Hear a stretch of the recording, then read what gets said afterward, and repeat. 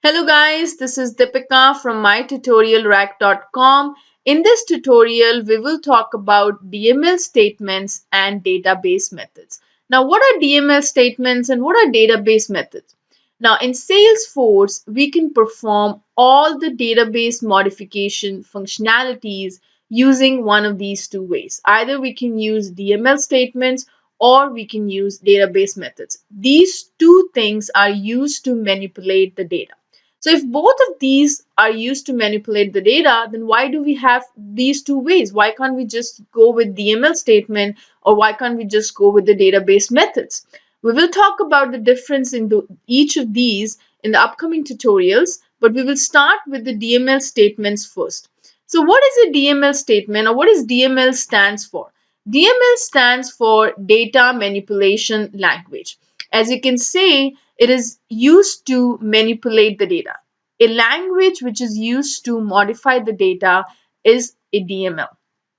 Now, using the DML, we can perform actions like inserting new records, updating the existing records, deleting the records, restoring records, merging records, etc. So we can do all these actions using a DML statement. And we will look at each of these, how to insert record, how to update, how to delete, how to upsert, etc. in our upcoming tutorials. So DML is basically used to perform or used to modify the data. DML is one of the most important part in Apex. It's very important in Salesforce development because every business case, every business requirement involves changing and modification of the data. That's why DML statements are very important. And using these DML statements, we can insert records, we can update the existing records, we can delete the existing records, we can create new records, etc. Now, what is these database methods then? All the operations, all the things that you can do using DML statements, you can do using the database methods as well. But database methods are more flexible as compared to DML statements. That is most important thing. The database methods are more flexible as compared to the DML statement. Database methods are the system methods which you can use to perform the data manipulation operations like insert, delete, etc. So we will also take a deeper look at how to write database methods and how to create or what are database methods, etc. The first thing we're going to go ahead is go back to our DML operations, and the first operation we are going to discuss is the insert operation. So what is insert operation does? Insert operation is one of the DML operation. It is used to create new records in the database. So whenever you need to create new records in the database, you will use this insert operation. And you can use this insert operation not only to create standard objects or standard records, you can even use this operation to create custom records as well. So means if we wanted to create a new customer record and as well as invoice record, etc., we can use this insert operation to do that. Now let's take an example. Let's take an example of our chemical processing company. What we're going to do now is we will create a customer record first, and then what we're going to do is we are going to create an invoice record for that new customer record. So I'm going to go ahead and to create two records. One is the customer record, and I will create a corresponding invoice for that particular customer.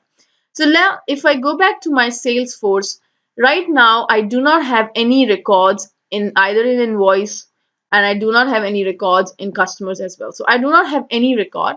Now what we're going to do is we are going to go ahead and use this insert operation, this is a DML statement, in order to create record. So I'm going to create a customer record and I will create a corresponding invoice record for that customer. So first thing what I'm going to do, I'm going to go to the developer console. Now developer console is easiest way to write the programming. Salesforce comes with this and you don't have to install any Eclipse, etc. I can show you the force.com. You can do the same thing using the force.com IDE, but I'm not using that in this particular course because it's very slow. And Camtasia, this is my recording thing. Camtasia and Eclipse, those are two very very big applications, and whenever I try to do these two things together, it gets very slow. So that's why I'm not going to do the examples in the force.com IDE.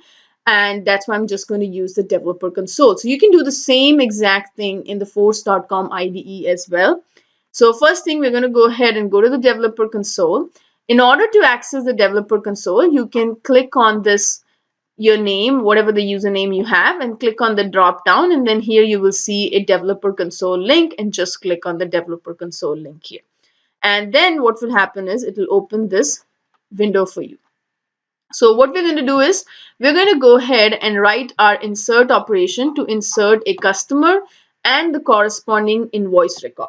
So first thing is, I'm assuming you know the basic object-oriented concepts. You're not going to go ahead and deep dive into what are variables, etc. I have a separate course which talks about that, the Salesforce development for beginners. That is, if you are new to programming and you do not know anything about programming, I'll recommend you. But people who already come from any other background like Java or .NET, etc., they do not want to learn the basics. So they only wanted to learn what new is in Apex. So we're going to go ahead and discuss that in this course. So the first thing I'm going to go ahead and do is we're going to go ahead and create our customer object. And so we're going to go ahead and write Apex customer. So this is the API name. So what is the API name? If you remember, every time we have created and we have created the fields, there's a field name and there's a API name. So let's go ahead and look at it. So if I wanted to go ahead and see, in the programming, we are always use the API names. We are not going to use the user-friendly name. We're going to use the API name. Similarly, in the case of fields also, we are not going to use the field label. We're going to use the API names for the fields whenever you are talking about the fields for that particular object. So we're going to use the fields. They have a --c because these are the custom fields here. And they have a --c for this object because it's a custom object. So now going back to our developer console, I'm going to create a new customer object. So in order to do that, Apex customer --c is the API name for the customer object, is equals to new of Apex.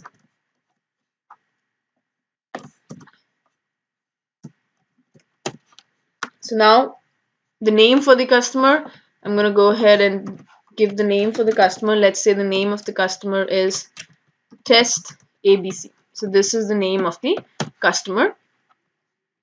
Now I'm going to go ahead and insert this customer that I created.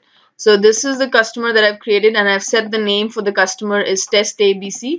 And now I'm using the insert operation to insert the new customer record. So this is the insert operation.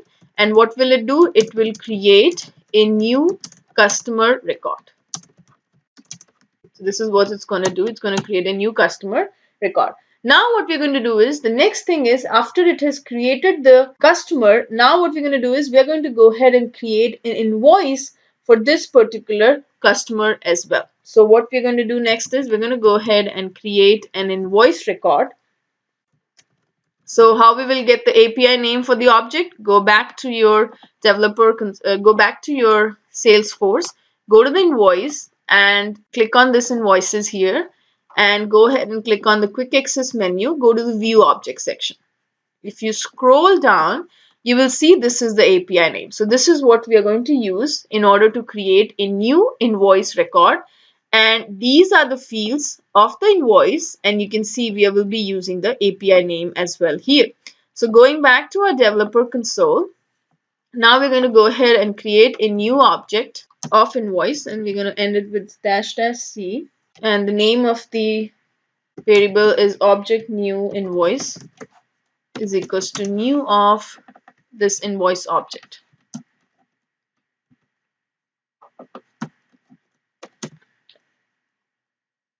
So I'll set up the status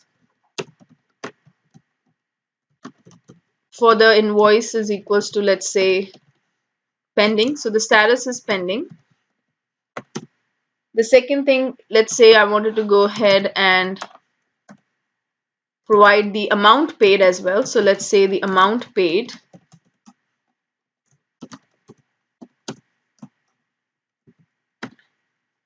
is, let's say, $1,000. So the customer has paid $1,000. It's in pending.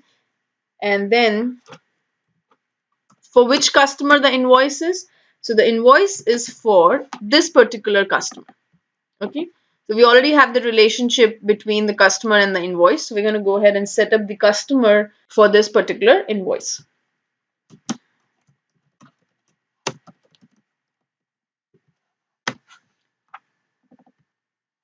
So now what we have done is we have created an invoice record and we have set the field values for all that particular invoice record. And similarly, we have created an customer record and we have inserted it. So once this particular line get executed, there will be a new customer record will get added.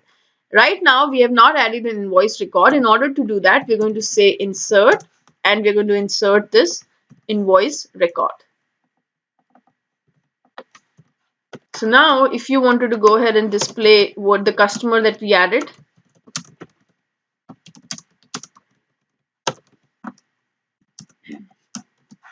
you wanted to display the customer, you can display this. And you can also display the invoice related to the customer as well.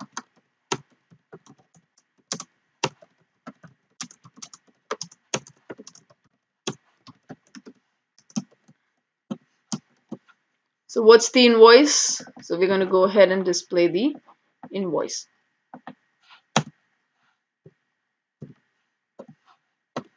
So let's go ahead and execute this program. So let me go ahead and explain you. So first line is we are creating a new object. We're going to create a new customer object here. The name of is obj customer. Then we are setting up the name of the customer is equals to test ABC. And then we are inserting the customer into the Salesforce database.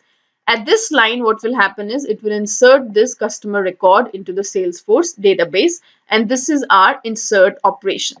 Then we are going to add an invoice. So we're going to create an invoice record here, and then we are setting up the status of the invoice to pending.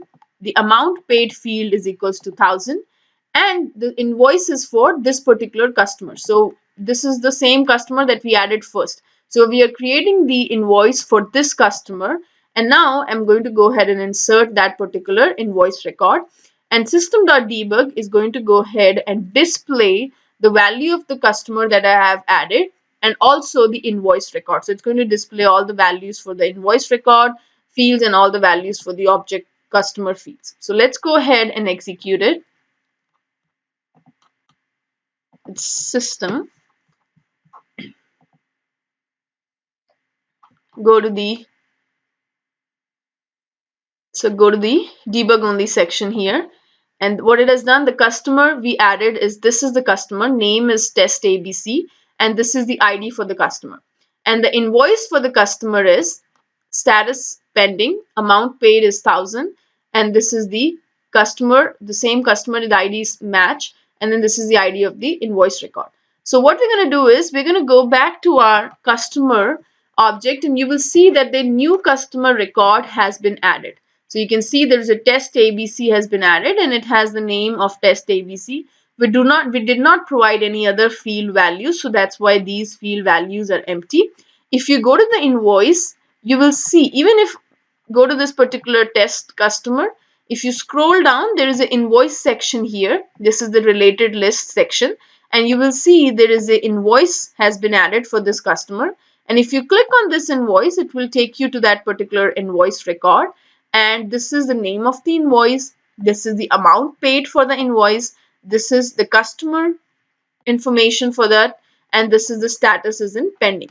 So it has created a new invoice record and it has created a customer record. So we have learned about the insert operation. So whenever you have to create a new record, either it can be a standard object record or it can be a customer object record, no matter, you can use this insert operation to add new records to the database.